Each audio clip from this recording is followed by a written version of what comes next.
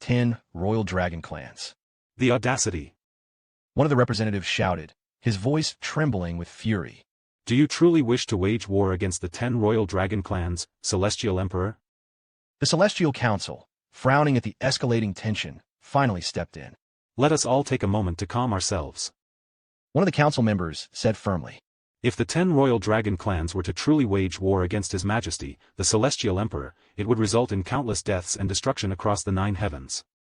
All this, for the Holy Dragon Clan? Another said. Let's be honest. While they may hold a seat among the 10 royal dragon clans, they spend most of their existence secluded within Dragon Spiral Mountain, and they've done little to justify that title. Moreover, their bloodline only rose to the top 3 because of the blessing from Dragon Goddess Yeo, one of the 3 dragons of origin. Your clans, on the other hand, were born with that level of purity. Can their so-called royal bloodline truly be considered authentic? An uneasy silence fell over the royal dragon clans, as the Celestial Council cast doubt on the authenticity of the Holy Dragon Clan's bloodline, a heavily debated subject in the past.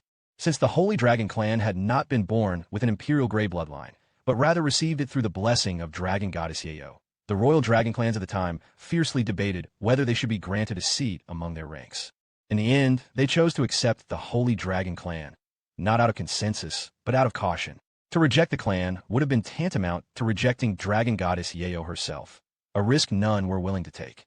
However, since their acceptance into the ranks of the royal dragon clans, the Holy Dragon Clan had contributed little, if anything, to the collective.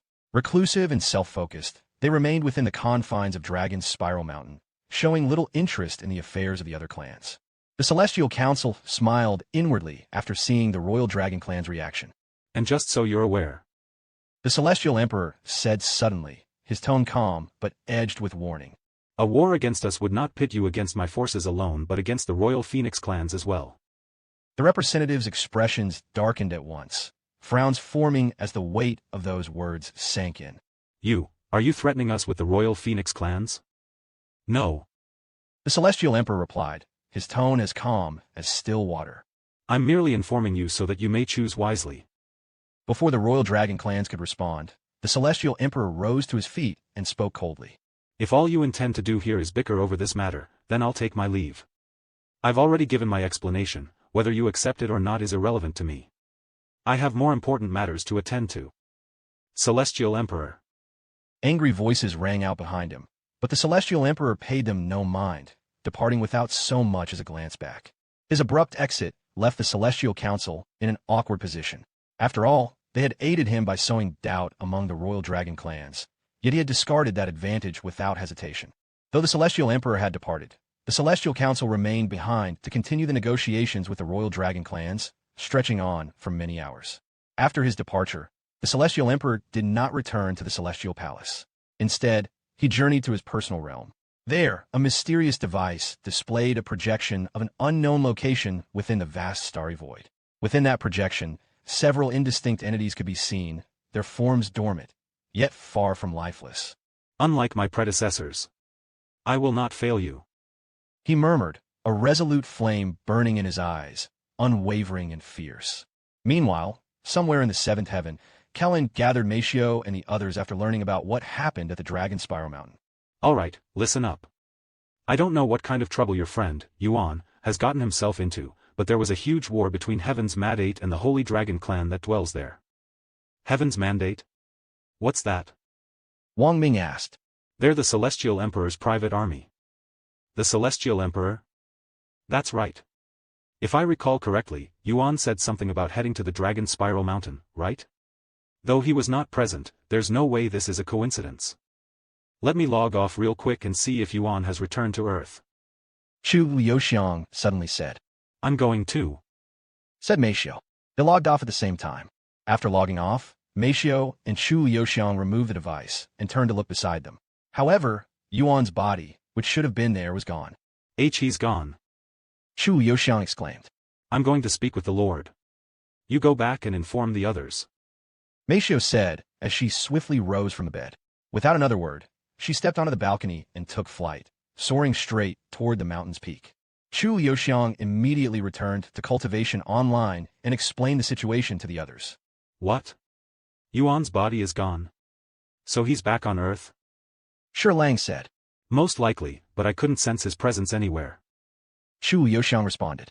Surely, he didn't leave Earth without a word, right? Wang Ming said. Maybe he was tight on time and had to leave immediately. Wang Bingbing commented. That's probably what happened.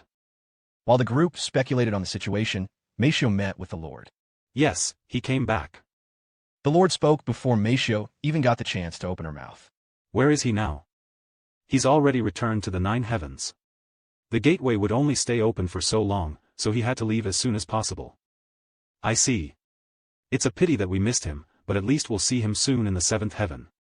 By the way, your cultivation. I sacrificed it to open the portal. That's. Misha was speechless. You don't have to worry about me. I'll be fine. However, things might get rowdy here soon. What do you mean? Misha raised an eyebrow. 1994 Super Perfect Physique Tempering Sect. You weren't there to see it, but it was quite the spectacle. I'm sure governments worldwide are making their way to the Dragon Spiral Mountain as we speak to investigate. The Lord explained. I see, where's Miss Leah? I'm sure she'll handle it. The Lord showed a bittersweet smile and revealed. Leah followed Yuan back to the 9 heavens. She's no longer with us. What?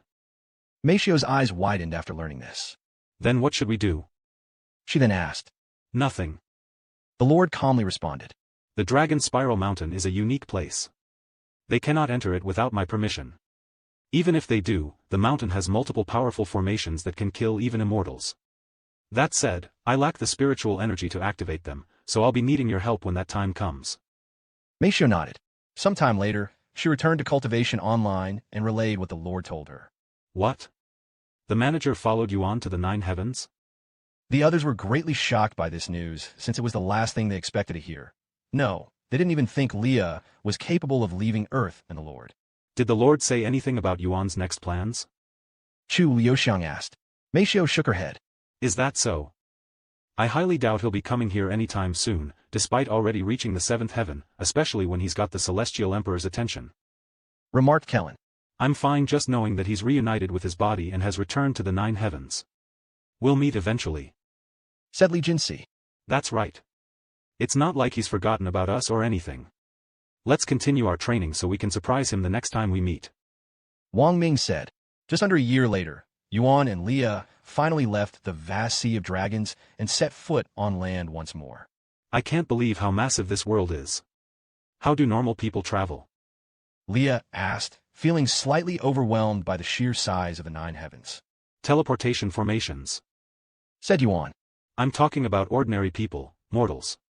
I doubt they can afford to use them. Oh, if you're talking about mortals, the majority of them tend to stay within their birthplace and rarely travel. The 9 heavens was simply too vast for ordinary people, most of whom couldn't afford the thousands of spirit stones required to use teleportation devices. As a result, they only traveled short distances, while long journeys were a luxury reserved for wealthy families and influential merchants. After arriving at the teleportation device, Yuan gave his destination to the operator. I'd like to travel to the Super Perfect Physique Tempering Sect or whatever is closest. Leah raised her eyebrows at such a terrible name for a sect. Since they have a teleportation device right in front of their sect, I can bring you to their entrance. That will cost 50,000 spirit stones per person. If you want a cheaper option, there's a city. Without hesitation, Yuan handed 100,000 spirit stones to the operator before he could even finish his sentence. I'll prepare the teleportation device right now. A few moments later, Yuan and Leah stepped through the teleportation device, disappearing from the city and emerging several million miles away. Upon exiting the portal, they found themselves a few dozen meters from a colossal steel gate, nestled between 2 towering mountains. Yet these were no ordinary peaks. Their surfaces were not carved from stone, but forged from solid metal. And if one looked closely, the contours and ridges suggested they had been shaped not by nature, but by the force of bare hands. Moreover, the name of the sect, Super Perfect Physique Tempering Sect, was not simply carved, but engraved into the metal through one's fist. Yuan calmly ignored the peculiar name and made his way toward the gate, where a tall, muscular man stood guard. Welcome to the Super Perfect Physique Tempering Sect. What business do you have with us today? The disciple asked. Yuan showed the disciple his celestial overlord symbol, and said, I'm here to speak with Kellen.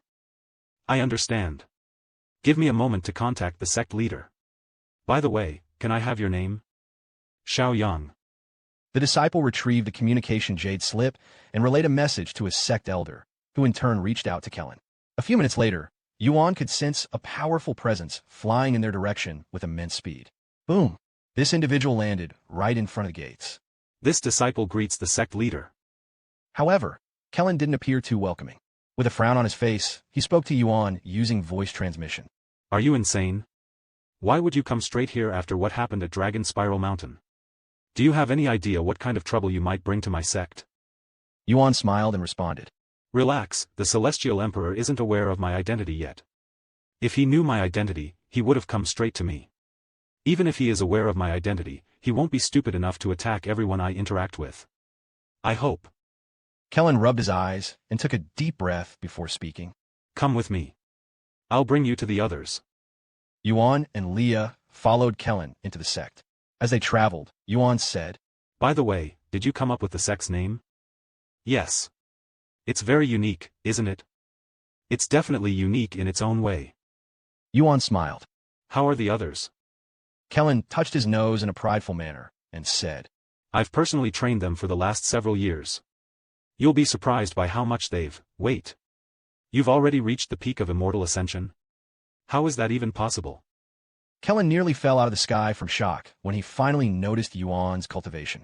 After recovering from his shock, Kellen spoke with an excited smile. I cannot wait to have a serious spar with you later. Yuan chuckled and said, Don't be too upset if you lose. 1995 Sparring with Kellen. By the way, who's that pretty lady? Wait. Let me guess, she's another lover. No, she's a friend. I brought her here from my world. Yuan hastily interrupted when he sensed Leah's cold glare from behind. What? She's from the Forgotten World? Kellen looked at Leah with interest.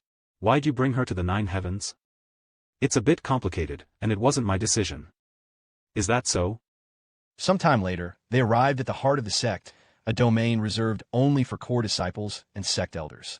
Kellen continued a little further until they reached a restricted area accessible only to the sect leader, meaning only he could enter. However, when they arrived, Yuan could see several figures already waiting for their arrival. I notified them on our way here.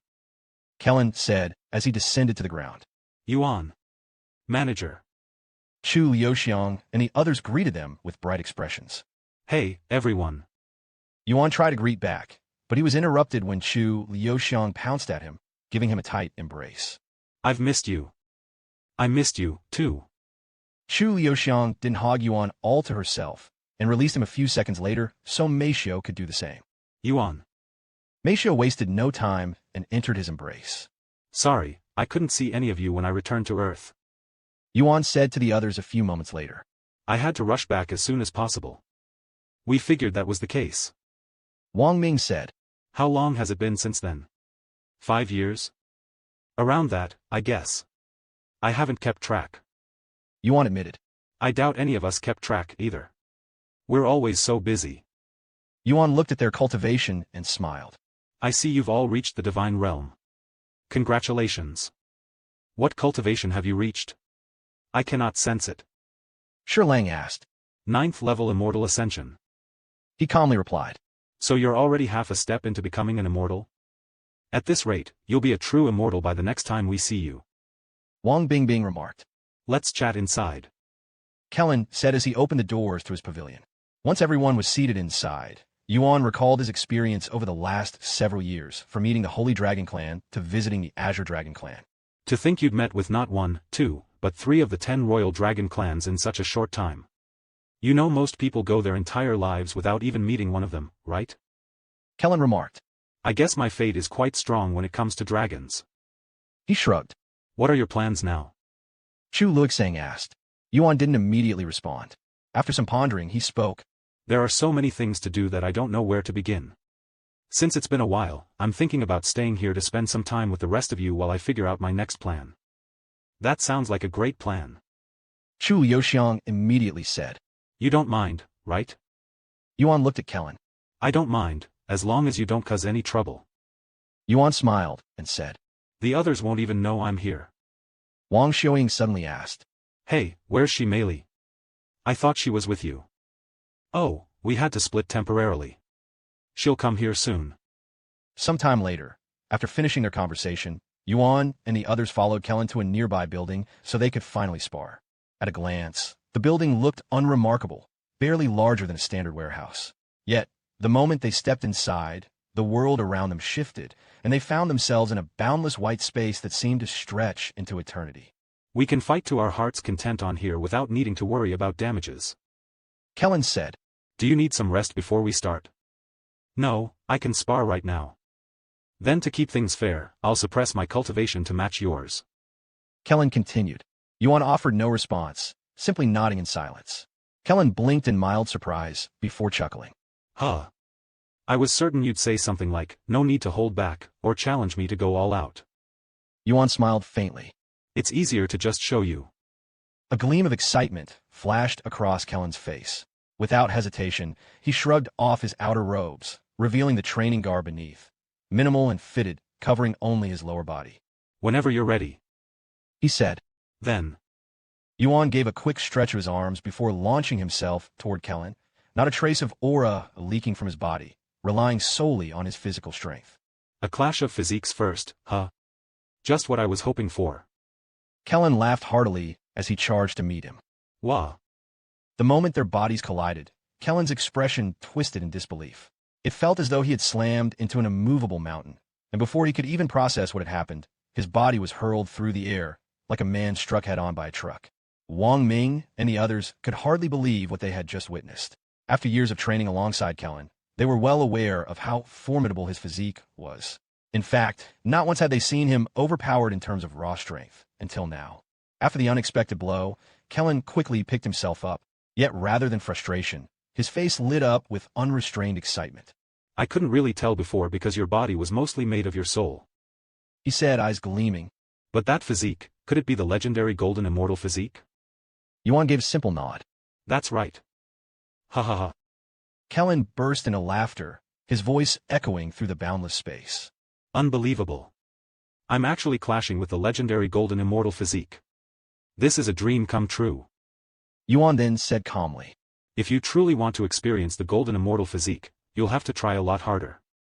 Because his avatar had been composed mostly of his soul, it had barely allowed the golden immortal physique to reveal even a fraction of its true power. But now that Yuan had reclaimed his physical body, the full might of the legendary physique could finally shine without restraint. 1996